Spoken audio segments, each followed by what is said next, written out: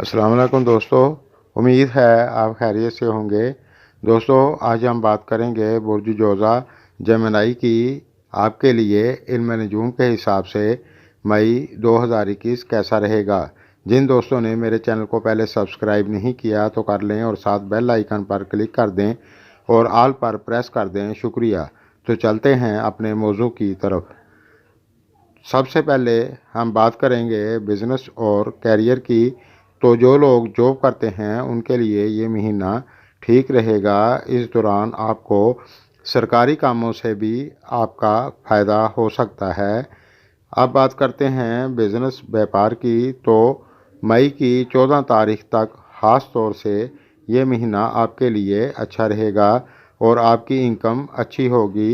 लेकिन मई की 14 तारीख के बाद आपके खर्चे थोड़े ज़्यादा हो सकते हैं, जिस पर आपको कंट्रोल करना होगा और इस दौरान आपको गुस्सा थोड़ा ज़्यादा आ सकता है।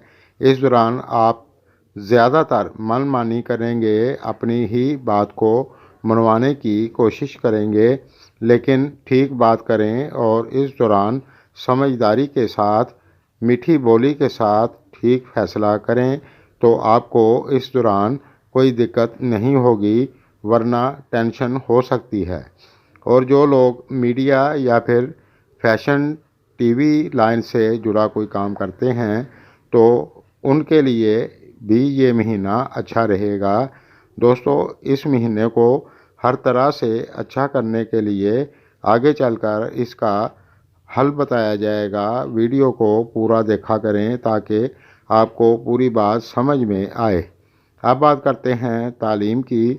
तो ये महीना आपके लिए अच्छा रहेगा और जो लोग आला तालीम हासिल कर रहे हैं, आप अगर मन लगाकर मेहनत करोगे तो आपके लिए भी ये महीना अच्छा रहेगा। अब बात करते हैं फैमिली और शादीशुदा लाइफ की, रिलेशनशिप की। तो जो लोग शादीशुदा हैं उनके लिए ये महीना ठीक तो रहेगा, लेकिन इस दौरान आपको अपने जीवन साथी के साथ प्यार मोहब्बत से रहना होगा और अपने गुस्से पर कंट्रोल करना होगा, क्योंकि इस दौरान आप अपनी ही बात को मनवाने की कोशिश करेंगे तो फिर आपको दिक्कत हो सकती है। अब बात करते हैं फैमिली की। तो इस दौरान आपके लिए ये महीना ठीक रहेगा, कोई ज़्यादा दिक्कत नहीं होगी इंशाल्लाह। और जो लोग रिलेशनशिप में हैं, इस दौरान बड़ी समझदारी के साथ चलना होगा, नहीं तो दिक्कत हो सकती है। अब बात करते हैं सेहत की। तो इस दौरान किसी किस्म की बदपरहेज़ी ना करें और जो लोग पहले से बीमार हैं और अगर मेडिसिन ले रहे हैं तो अपनी मेडिसिन वक्त पर लें और अपनी सेहत का ख्याल रखें, नहीं तो थोड़ी सी दिक्कत हो सकती है। मेरी दुआ है अल्लाह तमाम बीमारों को शिफाए कामला अता फरमाए, आमीन।